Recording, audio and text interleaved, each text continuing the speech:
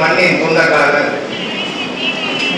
அருமையன் முத்திச்செழியன் அவர்கள் படத்திருக்கிறதா இந்த விழாவிற்கு இங்கே தலைமை கேட்டிருக்கக்கூடிய திராவிட கழகத்தின் தலைவர் அருமையன் ஆசிரியர் ஆல்பர்ட் அவர்களே, இந்த விழாவை சிறப்பாக ஒருங்கிணைத்த விடுதலை அரசு அவர்களே, படத்தை திறந்து வைத்து அவருக்கு புகழஞ்சலி செலுத்தக்கூடிய பெரியார் திராவிட கழகத்தின் பொதுச் செயலாளர் அருமையன் ராமகிருஷ்ணன் அவர்களே, எனது சக நண்பர் அண்ணா என்னோட சீனியர்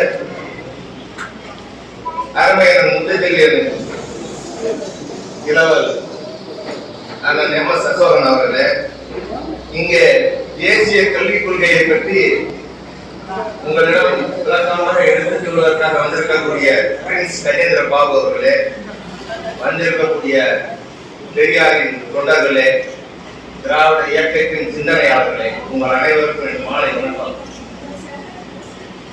எனக்கு முன்னாடி ஆசிரியர் ஆல்பர்ட் பேசினார்.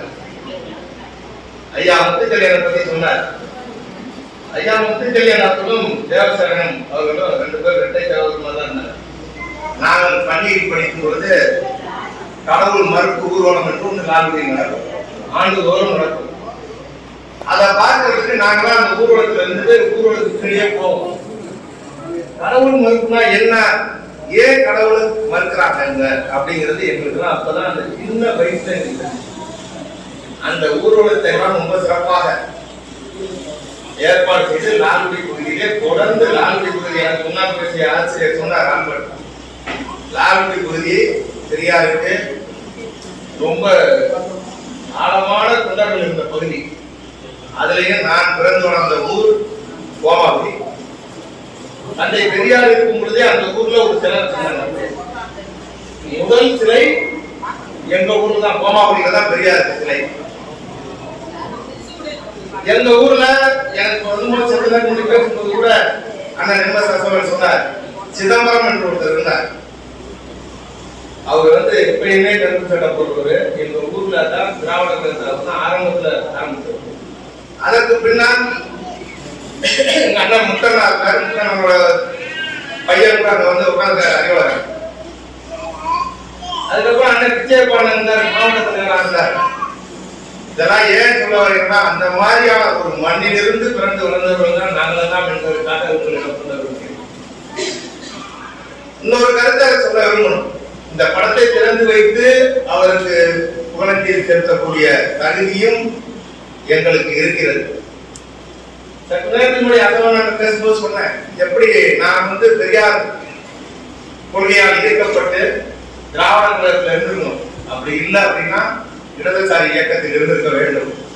ஆனால் ஏதோ ஒரு சூழ்நிலையில் திராவிட முன்னேற்ற கழகத்தில் சென்று விட்டேன், அப்படிதான் சொல்லணும். என்னுடைய அத்தை மகன் பெரியார் தொண்டர். பெரியார் மறைந்த பொழுது நான் 3ஆவது வகுப்பு தான் படித்துக் கொண்டிருந்தேன். என்னை இங்கிருந்து சென்னைக்கு அழைத்து சென்றார். பெரியார் கூட்டங்கள் அத்தனை கூட்டங்களையும் பார்த்திருக்கிறேன். அதோடு மட்டுமல்ல, நான் படித்த பள்ளி, நான் உட்கார்ந்து படித்த பள்ளி ஆதிராவிட பள்ளி காட்டூர் பாப்பா. அந்த பள்ளியில் தான் இப்ப பெரியார் சிலை இருக்கு. அந்த சிலைக்கு பின்னாடி இந்த கிளாஸ் ரூம்ல தான் நான் படித்தேன். என்னோட பள்ளி படிப்பு 1ஆம் கிளாஸ்ல தான் கோமாபுரி இருந்துச்சு. 2ஆம் கிளாஸ்ல இருந்து நான் ஆதிராவிட பள்ளி காட்டூர் பாப்பா பள்ளி படித்தேன். இப்ப பெரியார் வச்சிருக்காங்கன்னா அந்த அந்த பெரியார் சிலைக்கு அப்படியே பின்னாடி இந்த கிளாஸ் ரூம்ல தான் படித்தோம். அன்னைக்கு தந்தை பெரியார் அவர்கள் அந்த இடத்துல தான் கூட்டம் நடத்துவாங்க. ஒரு மேடையில அந்த மேடையை பொதுக்கூட்ட மேடையாக்கி தந்தை பெரியார் பேசுவார். சின்ன வயசுல அவரோட கருத்துக்கள் எல்லாம் ஈர்க்கப்பட்டதுனால் எங்களுக்கு இந்த கொள்கை பிடிப்பு ஏற்பட்டது. இன்றைய காலகட்டம் எப்படி இருக்கிறது என்பதை பார்க்கும்போது அண்ணன் செழியன் அவர்களும் முத்துச்செழியன் அவர்களும் தேவசராயன் போன்றவர்களெல்லாம், அண்ணன் விஜயப்பா போன்றவர்கள், அண்ணன் முத்தனா போன்றவர்கள்லாம் அந்த பகுதியில் ஆசிரியர் ஆல்பர்ட் இருக்கக்கூடியவர்களும் அந்த இயக்கத்தை, அந்த கொள்கைகளை, சமதர்மம், சமநீதி, சம உரிமை, இதை பற்றி எல்லாம் இன்றைக்கு இருக்கிற இளைய சமுதாயத்துக்கு தெரியவில்லை என்றுதான் நான் நினைக்கிறேன், கருதுகிறேன். ஏன் என்று சொன்னால், யாரோ தவறாக நினைத்துக் கொள்ள வேண்டாம். கருப்பு சட்டையை போட்டுக்கொண்டே பெரியாரை விமர்சிக்கக்கூடிய காலமாக இந்த காலம் மாறிக்கொண்டிருக்கிறது. அதை எதிர்க்கக்கூடிய இடத்தில் தந்தை பெரியாரையே இழிவுபடுத்தி பேசக்கூடிய நிலைமை இன்றைக்கு இந்த தமிழ் மொழியில் வருகிறது என்பது வெற்றி நாணக்கூடிய இடத்தில் நாங்களை எங்களை போன்ற படித்தவர்கள் இருக்கிறோம். அவர்கள் பேரை எல்லாம் சொல்ல நான் விரும்பவில்லை. இன்னொரு பக்கம் பார்த்தால் காவி சாயத்தை பூசிக்கொண்டு தந்தை பெரியார் எந்த இயக்கத்தை எந்த கொள்கைக்காக தோன்றி வழிநடத்தினாரோ அந்த கொள்கைகளுக்கு முரண்பாடு வந்து ஏதோ பெரியார் சொன்ன ஒவ்வொரு முரண்பட்ட கருத்துக்களை அந்த ஒரு வார்த்தையை மட்டும் எடுத்துக்கொண்டு இன்றைக்கு விமர்சிக்கிறார்கள். ஏன் பெரியார் சொன்னார் அப்படிங்கிறத அவங்க சிந்திக்கல, அதை முழுமையா படிக்கலன்னு தான் நான் நினைக்கிறேன். ஏதோ முனிக்குள் மேலிருந்து அவர்கள் எல்லாம் இன்றைக்கு பேசுகிறார்கள். அவர்களுக்கெல்லாம் பதில் சொல்லக்கூடிய இடத்தில் இந்த கருஞ்சட்டை படை இருக்க வேண்டும். பாக்குறேன் எல்லாம் பெரியவங்களா இருக்கீங்க, எல்லாம் என் தந்தையார் கூட இருக்கிறீங்க, தந்தையார் வயதில் உள்ளவர்களாக இருக்கிறீர்கள். ஆனால் இளைய சமுதாயத்தில் இன்றைக்கு இன்னும் கருஞ்சட்டை படையை உருவாக்க வேண்டிய கடமை நமக்கு இருக்கிறது. அதுதான் அவருக்கு செலுத்துகிற புகழ் என்று நான் நினைக்கிறேன். ஏனென்று சொன்னால் தமிழ் காட்டு மிராண்டி மொழி என்று சொன்னார் என்று பாராளுமன்றத்தில் இன்றைக்கு இருக்கிற நிதியமைச்சர் பதிவு செய்கிறார். ஆனால் தமிழ் எடுத்து சீர்திருத்தம் தந்தவர் தந்தை பெரியார். யாரும் இன்னும் விளக்க சொல்லல. அன்னைக்கு இந்த நை இந்த மாதிரிலாம் போடுறதே பள்ளிக்கூடத்தில் படிக்கிறப்ப எங்களுக்கு கஷ்டமா இருக்கும். அத தமிழ்ல ஒரே மாதிரி இப்படி சொல்லி போட்டு நை போட வச்சதே தந்தை பெரியார்.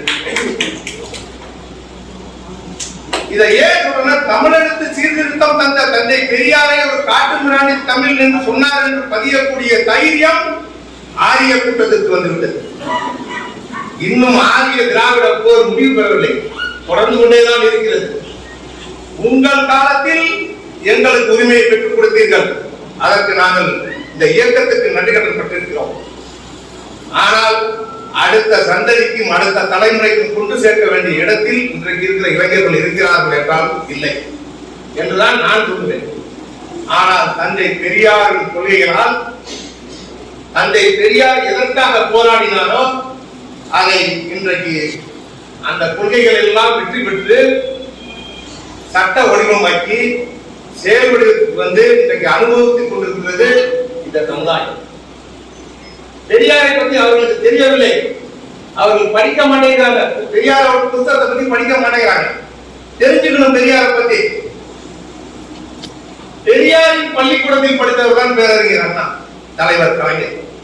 அவங்க ரெண்டு பேரும் பெரியார்ட்ட போகலன்னா இன்னைக்கு இந்த தமிழ் மண் கண்டிப்பாக இந்த நிலைமைக்கு வந்திருக்கிறதுக்கான வாய்ப்பே கிடையாது. பெரியாருக்கு போய் வேலை செய்தவர்கள் அண்ணா அவர்களும் கலைஞர் அவர்களும். அண்ணா அவர்கள் மாற்று கருத்து ஏற்பட்டு வரும்பொழுது கூட தொடர்ந்து 18 ஆண்டுகள் ஒரு இயக்கத்தை திராவிட முன்னேற்ற கழகமாக தோற்றுவித்து அந்த இயக்கத்தை வழிநடத்தி இயக்கம் 18 ஆண்டுகள் கழித்து ஆட்சியை பிடிக்கிறது. தந்தை பெரியார் மாறுபட்ட கருத்தில் இருந்தார், எதிர்த்தார் திமுகவை. ஆனால் தந்தை பெரியார் தேர்தல் முடிவு வந்துவிட்டது, முதலமைச்சராக பதவி ஏற்க வேண்டும். அப்பொழுது அறிஞர் அண்ணா சொன்னது, நம் தலைவர் தந்தை பெரியார் தான். அவரிடம் சென்று ஒரு வாழ்த்து பெற்று வந்துதான் நான் முதலமைச்சர் பதவி ஏற்பேன் என்று சொன்னவர் பேரறிஞர் அண்ணா அவர்கள். அதற்கேற்ப அன்றைக்கு சென்னையில் இருந்து திருச்சியில் தங்கியிருந்த பெரியார் மலைக்கு வந்து பெரியார் அவர்களிடம் மிக தைரியமாக, பெரியார் எங்களை கொள்கை ரீதியாக அந்த இலக்கியங்களை எதிர்த்தார் என்றாலும் அண்ணா அவர்கள் அப்படி நினைக்கவில்லை. பெரியாரின் கொள்கைகளை கடைபிடிக்கிற ஆட்சிதான் இந்த திமுக ஆட்சி என்பதை நிலைநாட்டுவதற்காக பிள்ளையார் துணியுமாக, அதை நான் பிள்ளையார் துணி சொல்ல விரும்பல, துவக்கமே பெரியாரிடமிருந்து இந்த ஆட்சி துவங்க வேண்டும் என்று நினைத்தாங்க. அந்த அடிப்படையில் தான் பேரறிஞர் அண்ணா அவர்கள் 2 ஆண்டுகள் ஆட்சி பொறுப்பில் இருந்தாலும் இடையிலே மறைந்து விட்டாலும் அதன் வழியிலே வந்த அதே பெரியார் ஈரோட்டு பள்ளியிலே படித்த தலைவர் கலைஞர் அவர்கள் தான் இன்றைக்கு 5 முறை ஆட்சியில் இருக்கும் பொழுது பெரியாரின் கொள்கைகள் எல்லாம் ஒன்று ஒன்றாக சட்ட வடிவமாக இன்றைக்கு நமக்கு உரிமையை பெற்றுக் கொடுத்திருக்கிறார்கள் என்பதை இங்கே சொல்ல கடமைப்பட்டிருக்கிறேன். தலைவர் அவர்கள் தந்தை பெரியாரின் பள்ளியிலே குடியரசு இதழிலே துணையாசிரியராக பணியாற்றாமல் இருந்திருந்தால், கலைஞர் அவர்கள் இருந்திருந்தால் அண்ணாவுக்கு பின்னாடி கூட இந்த ஆட்சியின் போக்கு மாறி இருக்கும். ஆனால் இறுதி வரை கடவுள் மறுப்பு இயக்கத்தில் உறுதியாக இருந்தவர் கலைஞர் அவர்கள் என்பதை நினைத்து பார்க்கிறோம். அண்ணா கூட சொன்னார், ஒன்றே குலம் ஒருவரே தேவன் என்று ஆட்சிக்கு வரும்போது சொன்னார். ஆனால் கலைஞர் அவர்கள் இறுதி வரை எந்த கோயிலுக்குள்ளே உள்ள நுழையாத தலைவர். பெரியாரின் கொள்கைகளை இறுதி வரை கடைபிடித்தவர். இன்றைக்கு யாரோ பேசுகிறார்கள், தந்தை பெரியாராக, பேரறிஞர் அண்ணாவாக, தலைவர் கலைஞராக அவர்களின் கருத்துக்களை, கொள்கைகளை எந்த தந்தை பெரியார் போட்ட விதை இன்றைக்கு ஆழமரமாக விருட்சமாக வளர்ந்திருக்கிறது. அந்த மரத்தை இன்றைக்கு இன்னும் செழிப்பாக வளர்க்கக்கூடிய இடத்தில் திராவிட மாடல் என்று சொல்லி இன்றைக்கு தளபதி மு.க.ஸ்டாலின் அவர்கள் இங்கே ஆட்சி செய்து கொண்டிருக்கிறார். எவ்வளவு பெரிய இளைஞர் கொடுக்காங்க, நல்லா யோசிச்சுப்பாங்க. இந்த ஆட்சி நீடிக்க கூடாது. நான் சில கருத்துக்களில் அதிமுகவோடு மாறுபட்டவன், நிறைய மாறுபட்டவன். ஜெயலலிதா அவர்கள் பொதுச் செயலாளர் ஆனார். நான் கடுமையாக விமர்சித்திருக்கிறேன். ஏன் விமர்சித்திருக்கிறேன் என்று சொன்னால், ஒரு ஆரிய கூட்டத்தை சேர்ந்த ஆரியராக இருக்கக்கூடிய பாப்பாத்தி அந்த இயக்கத்துக்கு, திராவிட இயக்கத்துக்கு தலைமையாக இருக்கிறதா? அங்க திராவிடர்கள் சிந்தனையே இல்லையா என்று கேட்டேன். ஆனால் ஒரு கருத்தில் நான் ஏனென்றால் கூட ஏற்றுக்கொள்ள வேண்டிய சூழ்நிலை ஏற்படுது. அவர்கள் இருக்கும் பொழுது 69% இடஒதுக்கீடு, கட்சி மாறுபாடுக்கு மீட்பு, வெளியில் எந்த பெரியார் இட்ட விதை 67 ஆரம்பித்தது தமிழ்நாட்டில். இன்றைய வரை எந்த தேசிய கட்சியும் எந்த காவி கட்சியும் நுழைய விடாமல் வைத்திருக்கிறது இந்த பெரியார். காரணம், நீங்கள் எல்லாம் பெரியாரை பார்த்திருப்பீர்கள், பெரியாரின் வழி நடந்தவர்கள். ஆனால் நாங்கள் பெரியாரை பார்த்திருக்கிறோம், படித்திருக்கிறோம். அண்ணாவை பார்த்தது கூட இல்லை. ஏன்னா அண்ணா இருக்கும் போது எனக்கு 5 வயது, பெரியார் இருக்கும் போது 9 வயது. ஆகவே பெரியார் ஓரளவு எனக்கு ஞாபகம் இருக்கு. ஆனா அண்ணாவை நான் ஞாபகம் கூட இல்லை. ஆனால் என் தந்தையார் சொல்லியிருக்கிறார். என் தந்தையார் திராவிட கழகத்தில் இருந்தவர். எந்த பொறுப்புக்கும் அவர் இறக்கும் வரை வந்ததே இல்லை. ஆனால் 49 திமுக ஆரம்பிக்கும் போது அண்ணாவால் ஈர்க்கப்பட்டு திராவிட முன்னேற்ற கழகத்துக்கு சென்று விட்டார். தொடர்ந்து அண்ணா மறைந்த பின்னால் அரசியலே வேண்டாம் என்று இருந்தார். ஆனால் அப்பேற்பட்ட குடும்பத்தில், எந்த பெரியாரின் கொள்கைகளை ஏற்றுக்கொண்ட குடும்பத்திலிருந்து இன்றைக்கு திராவிட முன்னேற்ற கழகத்தில் ஒரு பொறுப்பாக, பதவியாக நான் நினைத்ததிலே ஒரு பொறுப்பாக நினைக்கிறேன். இதை ஏன் சொல்ல வேண்டும் என்று சொன்னால், இன்றைக்கு பெரியாரால் இன்றைக்கு நம்ம சம உரிமை, பெண் உரிமை, கல்வி உரிமை, அனைத்து உரிமையும் பெற்றிருக்கிறோம். நான் நிறைய கூட்டத்தில், திமுக கூட்டத்தில் பேசும்போது சொல்றேன், இந்த வெள்ள சட்டையும் வெள்ள வேஷ்டியும் வெள்ள பேண்ட்டும் போடுறது உரிமை பெற்று கொடுத்தது தந்தை பெரியார். எனக்கு முன்னாடி சொன்ன ஆசிரியர் சொன்னார், அண்ணன் தம்பிகளாக அண்ணன் செழியன், முத்துச்செழியன் அவர்கள் பழகினார்கள் அப்படின்னாங்க.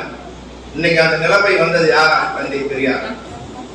ஒரு வீதியில நடக்க முடியாது, உரிமையோடு கட்ட போட்டுட்டு போக முடியாத நிலைமை இன்னைக்கு நம்ம தலைநிமிர்ந்து நிற்கக்கூடிய இடத்திற்கு கொண்டு வந்தது தந்தை பெரியார் அவர்கள். இது நம்மளோட போயிடக்கூடாதுங்கிறது தான் இன்னைக்கு அவருக்கு செய்திருக்கிற அண்ணன் முத்துச்செழியனுக்கு செலுத்தக்கூடிய புகழச்செழியாக நான் நினைக்கிறேன். இன்றைக்கு நம்ம ஊரு பிள்ளைங்க நிறைய படிச்சிருச்சு. புதிய கல்விக் கொள்கை, தேசிய கல்விக் கொள்கை பத்தி எனக்கு பின்னால் பேச போற அண்ணன் கஜேந்திர பாபு, பிரின்ஸ் கஜேந்திர பாபு பேச போகிறார். பெரியாரின் சிந்தனையிலே இன்றைக்கும் 24 மணி நேரம் நினைத்துக் கொண்டிருக்கிற அந்த ராமகிருஷ்ணன் பேச போகிறார். அவர்களை விட இன்னும் இளைஞர்களை நாம் வளர்க்க வேண்டிய கட்டாயம் இருக்கு. எப்படி நாம் படித்தோம் என்பது நம்ம வீட்டு பிள்ளைங்களுக்கே நமக்கு தெரியும். அந்த இடஒதுக்கீடு எப்படி வந்துச்சு, இதுக்கு யார் காரணம்? பெரியார் ஒருத்தர் இல்லைன்னா இன்னைக்கு இந்த நிலைமையெல்லாம் இருக்குமா தமிழ்நாட்டில் இருக்குன்னா இன்னைக்கு வர பிள்ளைங்களுக்கு தெரியல.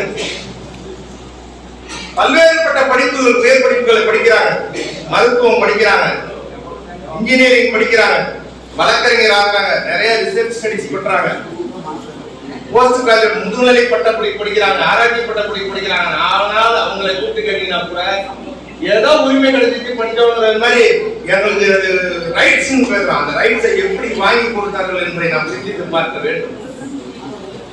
இன்னொரு சின்ன உதாரணத்தை உங்களுக்கு சொல்லணும்னு நினைக்கிறேன். எனக்கு இடையாற்றுமங்களுக்கு நிறைய தொடர்பு உண்டு. நான் கிட்டத்தட்ட 35 ஆண்டுகளாக 40 ஆண்டுகளாக விவசாயம் செய்து கொண்டிருப்பேன். இடையாற்றுமங்களுக்கு என்னிடம் ஒரு பெரியவர் இருந்தார், துரைராஜன். அவரும் இந்த சட்ட அறிவு போராட்டத்தில் 1.5 ஆண்டு சிறையில் இருந்தவர். நான் அப்பொழுது மாணவன். ஆனால் அவர் என்கிட்ட வருவார். நான் அவருக்கு முதலாளியே சின்ன வயசு. ஆனால் அவர் வயதானவர். 1.5 வருஷம் சட்ட அறிவு போராட்டத்தில் இருந்தவர். இன்னைக்கு மறைந்து விட்டார். இடையாற்று மகத்தை சேர்ந்தவர் தான். அவர் என்கிட்ட வருவார். நம்பி மாநாடு போகுது. முதல் தடவை சொன்னார், நான் இந்த ஊர் விவசாயத்தை ஆரம்பிக்கும் பொழுது ஒரு 100 ரூபாய் கொடுத்தேன். அன்னைக்கு சம்பளமே 100 ரூபாய் கொடுத்தேன். அவர் கட்டி பிடிச்சிட்டாரு. எப்படி சொன்னாரு, உனக்கு எப்படி 100 ரூபாய் கொடுக்கணும்னு என்ன வந்துச்சுன்னு கேட்டார். பெரியாருக்காக எங்களுக்காக நீங்க பாடுபடுறீங்க, ஜெயிலுக்கு போயிருக்கீங்கன்னு சொன்னேன். இதை நான் இன்னைக்கு சொல்லல. 35 அவர் நிறமே 20-25 வருஷம் ஆச்சு சொல்றாச்சு. என்கிட்ட கிட்டத்தட்ட ஒரு 7-8 வருஷம் 10 வருஷம் என்ன அவர் என்னோட வயலெல்லாம் அவர் தான் பார்த்துக்கிட்டாரு. அவ்வளவு ஒரு துடிப்பான ஊர் அந்த ஊர். எங்க லால்குடி பகுதியில தான் இந்த திருச்சி மாவட்டத்திலே அதிகமான பேர் அன்னைக்கு பெரியாருக்கு பின்னாடி இருந்திருக்காங்க. நிறைய பேர் ஜெயிலுக்கு போயிருக்காங்க. நிறைய ஊர் எடுத்தோன்னா முதல் ஊர் தாளக்குடியே பெரியாரின் பெருந்தொண்டர்கள் இருந்த ஊர் தான். அடுத்தது அப்பாத்துறை, அடுத்தது மேல வாராடி, கீழே வாராடி, இன்னும் கருப்பு சட்டை போறவங்க இருக்கிறாங்க. அப்படியே தொடர்ந்து போனோம்னா உள்ள போக போக அப்படியே எல்லா ஊர்லயுமே அன்னைக்கு வந்து கருப்பு சட்டை தான். அந்த வழியில் வந்தவர் தான் நண்பில் கருணலிங்கம் அவர்கள். பெரியாரின் செல்ல பிள்ளையாக இருந்தார் எங்கள் பகுதியிலிருந்து. இதெல்லாம் ஏன் சொல்ல வரணும்னா, இப்படிப்பட்டவர்கள் இருந்தாருன்னா நாங்கள் இன்றைக்கு பேசக்கூடிய இடத்திற்கு வந்திருக்கிறோம். அந்த தகுதியை எங்களுக்கு கிடைத்ததுக்கு காரணம் நீங்கள் தான். இதை அடுத்த தலைமுறை இல்ல, இன்னொரு 50 ஆண்டுகள் 100 ஆண்டுகளுக்கு இருந்தால் தான் இன்றைக்கு நமக்கு சம உரிமை கிடைச்சிட்டு சமமா உட்காந்துட்டோம். அடுத்தது இன்னைக்கு முதல்வர் ஆரம்பிச்சிட்டாரு. ஏன்னா பெரியாரோட கருத்துக்களை, கொள்கைகளை ஒரே நேரத்தில் அமல்படுத்த முடியல. அண்ணாவால் அமல்படுத்த முடியல, கலைஞரால் முடியல. ஒவ்வொரு தடவை ஆட்சியில் வரும்போது 2 இது 3 இது சுயமரியாதை கல்யாணத்தை சட்ட வடிவமாக்குறாரு. பெண்களுக்கு சொத்தில் சம உரிமை என்னாரு, இன்னைக்கு பெண்களுக்கு உரிமை தொகைங்கிறார். இதெல்லாம் திராவிட கழகத்தை ஒட்டி அந்த கொள்கைகளே தலையாய கொள்கையாக ஏற்றுக்கொண்டிருக்கிற திமுக ஆட்சி வரும்பொழுதெல்லாம் பெரியாரின் கொள்கைகளை இன்றைக்கு உரிமையோடு நாம் கேட்டுக்கொள்கிற இடத்தில் செய்து கொண்டிருக்கிறது. அதற்கு இன்றைக்கு திராவிட மாடல் ஆட்சி, தளபதி மு.க. ஸ்டாலின் அவர்கள் சிறப்பான ஒரு நல்லாட்சி. அதோடு இல்ல, இந்த இயக்கம் 100 வருஷத்துக்கு இருக்கக்கூடிய அளவுக்கு இன்றைக்கு அடுத்த தலைமுறையாக வருங்கால தலைவராக இருக்கக்கூடிய இளைஞரணி செயலாளர் உதயநிதி ஸ்டாலின் அவர்கள் சனாதனம் பேசினார். எல்லாரும் சொன்னாங்க அவருக்கு தகுதி இருக்கா, அவர் இளைஞரணி போறாங்க அப்படி இப்படின்னாங்க. அது பெரியார் மண் வளர்ந்த கலைஞர் வீட்டுக்குள்ள தானாவே அவங்களுக்கு அந்த ரத்தத்தோட கலந்தது. சனாதனத்தை தான் முதல்ல கையில் எடுத்தார். உதயநிதி யார் என்பதை அந்த சனாதன பேச்சு இன்றைக்கு இந்தியா பூரா எதிரொலித்தது. கலைஞர் அன்னைக்கு RSS கார சொன்னா தலையை சீவிடுவோம்னா, அது தலைவர் சொன்னாரு, என்னை சீவுற அளவுக்கு தலையில ஒண்ணும் இல்லை அப்படின்னாரு அப்படின்னு சொன்னார். ஏன்னா தலைவருக்கு முடியல. அதே போல உதயநிதி அவர்களை சொல்லும் பொழுது அதற்கு அஞ்சாமல் தொடர்ந்து கருத்தை வலியுறுத்தி கொண்டிருக்கிறார். அவர் இருப்பது இன்னொரு 50 ஆண்டுகளுக்கு இந்த திராவிட கொள்கைகள், தந்தை பெரியாரின் சிந்தனைகள் செயல்படும் பெறும் என்ற நம்பிக்கை எங்களுக்கு ஏற்பட்டிருக்கிறது. என்னோட பணிவான வேண்டுகோள், அண்ணன் முத்துச்செழியன் போன்றவர்கள் அவர்கள் இல்லத்திலே அண்ணன் எம்.எஸ். அசோகன் அவர்கள் மாவட்ட இளைஞரணி அமைப்பாளராக இருந்தார்கள். என்னோடு படித்த ஜெயராமன் மாவட்ட, அதுக்கப்புறம் ஜெயராமன் மாவட்ட இளைஞரணி அமைப்பாளராக வந்தார்கள்.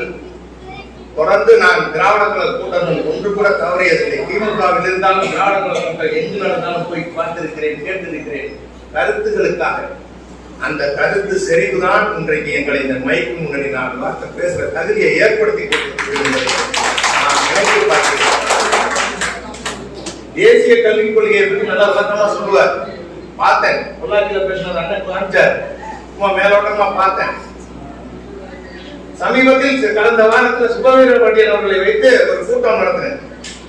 தளபதி அவர்கள் பிறந்த நாள் பொதுக்கூட்டங்கள் 3ஆம் தேதியிலிருந்து 15ஆம் தேதி வரை தொடர்ந்து என் மாவட்டத்தில் கூட்டம் நடத்திட்டு அவங்க எல்லா ஒன்றியத்திலையும். முதல் கூட்டம் திராவிட கழக துணை பொதுச் செயலாளர் சகோதரி மதிவதன், கடைசி கூட்டம் சுபவீர பாண்டியன். அப்ப அவர் சொன்னார், இது எத்தனாவது கூட்டம் தம்பி அப்படின்னாரு. என்கிட்ட பேச வந்த எல்லா சபாபதி மோகன் இது மாதிரி எல்லாருமே திராவிட இயக்க சிந்தனைகளை பேசக்கூடியவர்களை மட்டுமே தேர்ந்தெடுத்து கூட்டம் என்ன அந்த கூட்டத்துல பேச சொன்னார். மாவட்ட செயலாளர் முறையில் நீங்க பேசுனீங்க. நான் சொன்ன 2 நிமிஷம் போட்டு உங்க டைம் தரேன் அப்படின்னு. நல்ல பிரம்மாண்ட கூட்டம். திகைத்து போயிருந்தார் சுபவி அவர். பேசுங்க அப்படின்னாரு. ஒரு எவ்வளவு டைம் சொல்லி அந்த பேசுகிற மாதிரி பேசுகிறேன். ஒரு 1/2 மணி நேரம் பேசுங்க. நீங்க லீட் பண்ணீங்கன்னா நான் அந்த கருத்தை ஒட்டி பேசுறதுக்கு நல்லா இருக்கும். பேசி முடித்த பின்னால் கட்டி பிடித்துக் கொண்டார். இவ்வளவு திராவிட இயக்க சிந்தனை உள்ள இளைஞர்கள் இன்னும் இருக்கிறீர்கள் என்பது எங்களுக்கு பெருமையாக இருக்கிறது. உங்கள் பேச்சு திராவிட மூவில நான் பதிவு செய்கிறேன். என்னோட யூடியூப் சேனல்ல உங்கள் பேச்சு வரும் என்று சொன்னார். ஒரு 3 நாள் கழிச்சு அந்த பேச்சு வந்துச்சு. எனக்கு ஏகப்பட்ட பேர் அப்பதான் விலாசமே கிடைக்கிறது போட்டு. இது எனக்காக சொல்லணும். பெரியாரின் கருத்துக்களை பேசினால் கிடைச்ச மரியாதை.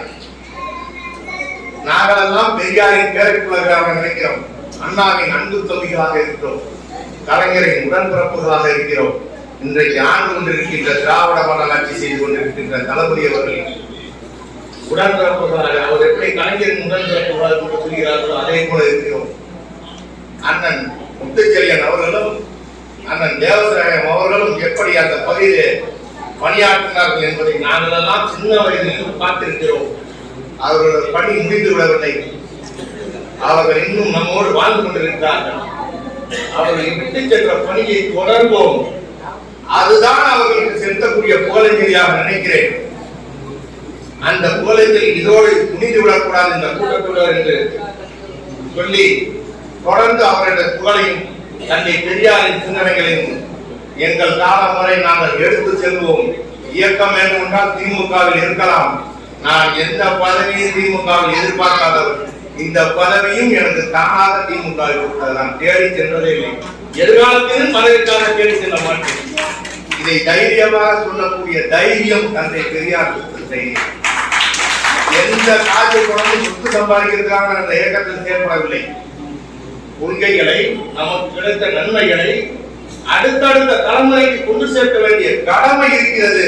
அதை விட்டு சென்றது தந்தை பெரியார், பேரறிஞர் அண்ணா, தலைவர் கலைஞர் அவர்கள் என்று சொல்லி தொடர்ந்து அண்ணன் முத்துச்செழியனோட புகழை பரப்புகிற இடத்தில் பெரியாரின் சிந்தனைகளை பரப்புகிற ஒரு வாய்ப்பை நானும் பெறுவேன்.